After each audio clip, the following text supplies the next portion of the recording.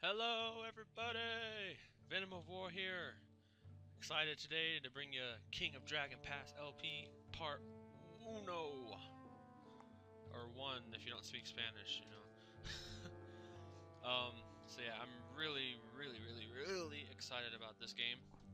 Um, I mean, you guys are probably gonna be like, well, why are you excited about a game like this? It's stupid, or there's not even real gameplay in it. Well, you're right, but it's still an awesome game. With this game, there's no animations. It's all story words. You'll see when we get into it. It's a lot of fun once we get past all the beginning crap that we're about ready to go through right now. So, I guess I can go ahead and read you a little bit off the wiki for King of Dragon Pass, just to give you a little background. Okay, so the player controls 7-member clan ring leading this clan, providing leadership to the clan in all aspects of its life, from rituals to diplomacy. The ring can make 2 macro level decisions per each of the 5 seasons in Glorothan year. So I think it's fire season, which is the normal time to be attacking or raiding. Sea season, not 100% sure, but I'll remember once we get in game. You got Earth season, which is time for harvest and stuff. What else am I missing? Dark season. Oops, sorry about that. Dark season, which is basically winter, and then storm season, which is in between the beginning and the end of the seasons. You'll see when we get in. It's hard to explain. I know my friend Game Wizard could explain it a hell of a lot better than I can. I just play. I love the game. Let's see. Where was I at? Random events are drawn from a pool of hundreds, and yes, there is hundreds of random events, and some of them can screw you over big time, so you gotta be careful while playing, and are often influenced by previous decisions. In battle, the player determines the goals and preparations, and possibly chooses the actions of his nobles or pivotal moments. To succeed, a player must balance the various needs of survival and prospering, as well as manage the problems presented by the settings of the clan individuals. A lack of food might be solvable by clearing farmland, yada yada yada. I think that's enough reading. So as you can see, this game was made in 1999 by A Sharp. I don't even think A Sharp's around anymore. I haven't checked their website. It could be just to sell this game. I'm not sure, because you know, that is a pretty popular game. I like it. Well, so shall we get started? I think so. Alright, so this is where it might be boring for some of y'all, but this is what's going to decide how my clan what my clan ends up being, and how it's going to turn out, to be honest.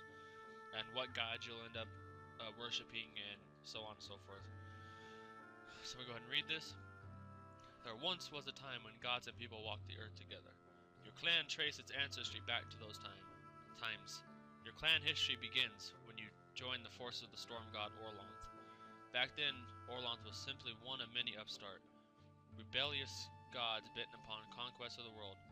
Orlanth's unique contribution at the time were a personal honor and a close kinship to other deities who seemed to be on the winning side. Marriage. After many tribulations, adventures, and discoveries, Orlanth proved himself worthy of marrying Ernalda, the Earth Mother. She's pretty much you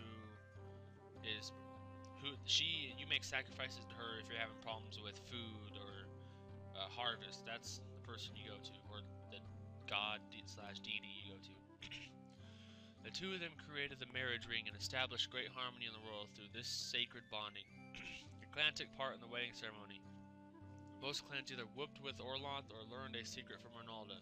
A few clans stood with Elmal, god of horses and the sun, as an honored guard. How did you prepare for the great marriage? Your men and women donned gleaming armor and stood guard with Elmal to protect the celebrants for Orlanth's many enemies. Your men whooped with Orlanth and drank the 8 known drinks so that their heads would hurt during the ceremony, which I don't understand. Your women withdrew with Ernalda and learned a list of names, which they promised not to repeat to the men. So, I'm going to go ahead and choose one. Your men and women donned gleaming armor and stood guard with Elmal to protect the celebrants for Orlanth's many enemies. it's kind of on the war side, and I do believe your main deity in the game is Elmal if you choose this. Pretty sure of it, which I'm fine with. Orlon's struggle to remake the world was just beginning, and many other gods joined him in. Orlon undertook many wars of conquest. Other more peaceful deeds were just as important. Your earliest famous event was the Battle of Extinguished Field, when Orlon's forces defeated those of his worst enemy, Yelm the Bright Emperor. The 100-Day Hunt, when Orlon's brother, Odela, I tracked the Sky Bear. Just as settlements, when Osiris, the talking god, outwitted foreign deities in a difficult negotiation. The process of the animals, when Uralda the Cow Mother led the sacred herds into Orlon's stead. I really don't feel like reading all these because it's probably getting boring to you guys. I'm just going to go ahead and choose the Battle of Extinguished Field. We don't need to spend 10 minutes reading. I will read this main part though, but Orlon succeeded in remaking the world, and thus began the golden era called the Storm Age. Sounds like a hell of a golden era. Orlon's son Vinkat was a famous warlord during this time. Most of the people in the area were among his followers. Many people who would not have survived joined his tribe. He was a great organizer and helped the many scattered people form into new clans and tribes. Your clan was one of those aided by King Vinkat. I'm probably saying that completely wrong, but whatever. After you proved yourself robust and capable of survival, Vinkat placed a remnant people under your protection. They were the Naldabin or stick farmers. You had a choice whether to make them into thralls / slaves or adopt them as members of your clan. And I'm going to go ahead and adopt them as members of my clan because increased population.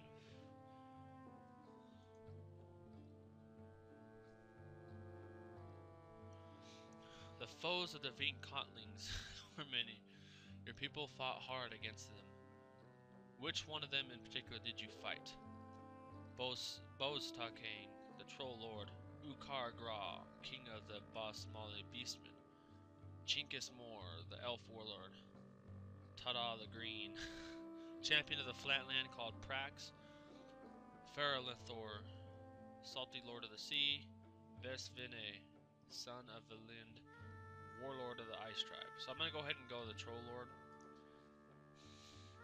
And when they troll, they really do troll, it's not a joke. I've had them raid and screw some things over before. Not fun. The Storm Age. Oh my god. I can't talk today. The Storm Age ended in disaster when the gods and creatures of chaos came and destroyed nearly everything.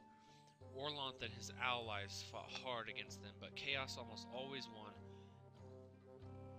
Catastrophes shook the world, such as the sunfall, the rain of blood, and the terrible laughing tsunami. Tsunamis laugh in this game, that's cool.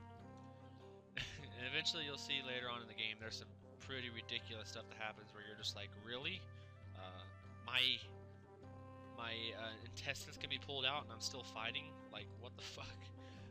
You'll see when we get in, when we do our first hero quest. The darkness got so bad that even Orlon and his companions had to abandon humans to their own destiny. Only a few deities, either small ones or weak ones, remained at all. The world stagnated and died. Your clan, whatever its previous glory, was diminished to a ragged handful of hardy survivors. Probably some more options here. Hiort the king was a leader who emerged amid the turmoil of the darkness. The combined effort of Hiort and his companions helped set the world in order again. He created the laws that we follow to this day.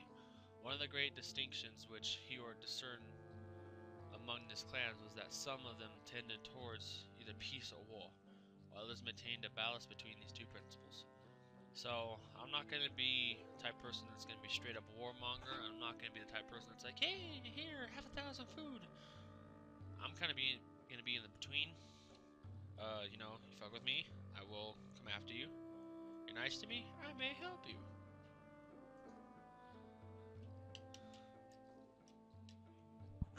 Finally, the sun rose again. While the rest of society worked to protect itself, find food, or otherwise just survive, the first priests worked to re-establish links with the with what? The ancient deities.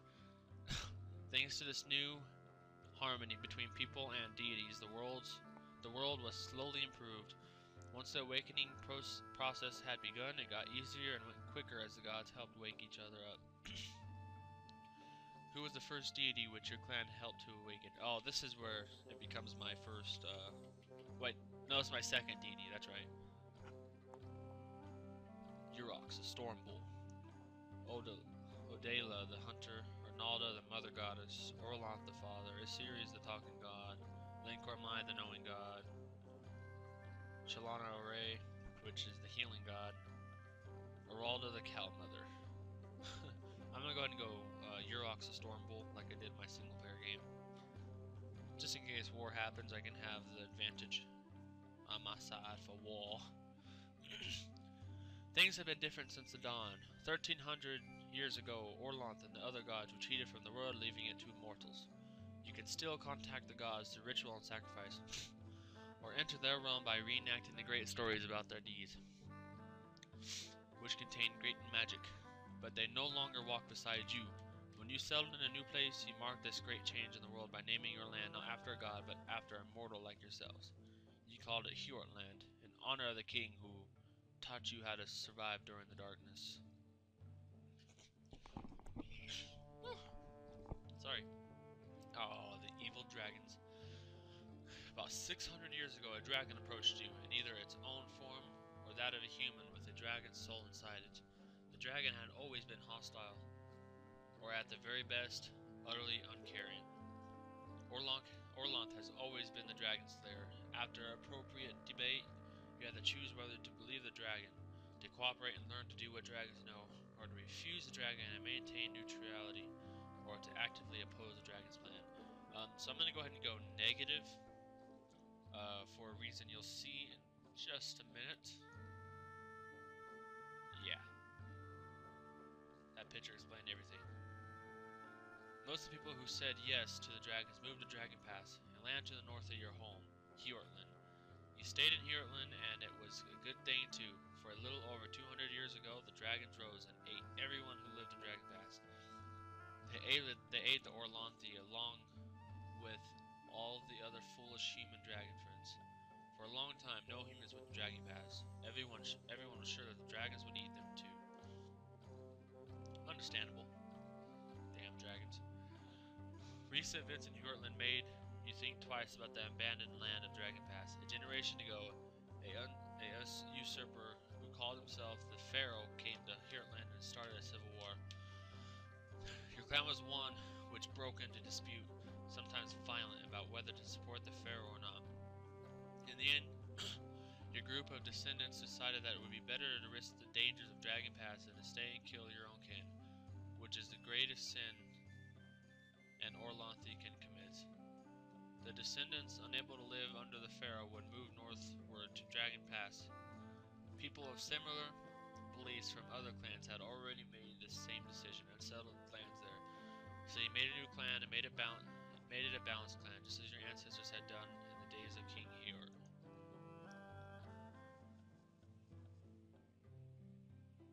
Your new clan made the dangerous trek to Dragon Pass and selected a place to live. Like the other Orlanthis, refugees from Hjortland, you settled in Quivenland, a mountainous area in the southern quadrant of Dragon Pass. You would call these lands your home, or Tula. Tradition required you to make a formal land claim. How much land did you claim? I always choose more than we needed to grow into. I really don't want huge tracts, far more than needed, just because it just makes it a little ridiculous when it comes to battle. So I'm gonna go ahead and just choose more than we needed, but the extra is to grow into. So, whew, allergies today.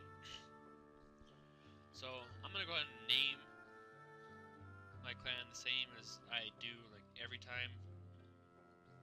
Himutap. I don't know why, it just came up. Just kind of hit me in the head. I'm just like, Himutap. I like that. So, make your own judgment on it if you want, but that's what it's staying to. Alright, you added strangers to your tribe's adopted family. Your ancient enemies is the Troll Lord. Your clan is balanced. You first awakened your Stormbull. Your attitude towards dragons was negative. You distrust them. You have more land than you need to grow into. I don't know if we should go long or short. I really don't know how to do it long. But, you know, I'm sure most of you that are watching this have played it before, so I guess let's do long one. Yeah! Off the top of my head, decisions. I feel special. Don't you just love the music? I actually got scared a while back because I didn't think I was gonna be able to keep the music going in the background because it was so loud, but I was just like, oh, duh. Turn the computer volume down. Oh gosh. But now you guys can hear it, it's not overpowering my voice, and yeah, music is the greatest in this game. We built a clan hall, some steeds, and a shrine to Elmal, which is right here. Our main deity is Elmal the Steadfast, which you can see in the bottom, the little strip on the bottom. Here's our shrine to Elmal the Sun God. Where is... There's Stormbull right there. Okay. Other clans we knew back in Heartland also sent immigrants to Dragon Pass, so we already have friends and enemies in the new land. It's now time for you to annually locate a location of our clan magic. Alright, so this is... Locating clan magic is pretty important. It'll make, like, for instance, the crops. Don't want to. It might give us a better crop growth. Same thing for like health, less people getting sick, herds. And I'll go ahead and go mysteries just because some random events might pop up. And when we get in, we will rearrange. This is our clan ring. When I was reading that to you guys, I hope you guys weren't thinking like an actual ring. But yeah, so we're gonna go ahead and end it here, and we'll come back. We'll come back. Organizing and getting everything going. So I'm sorry that the first part was all about, you know, explaining and stuff, but we'll get to the fun stuff, I promise. So thank you guys for watching. I hope you enjoyed, and I hope you stick around to watch the other parts. Peace out.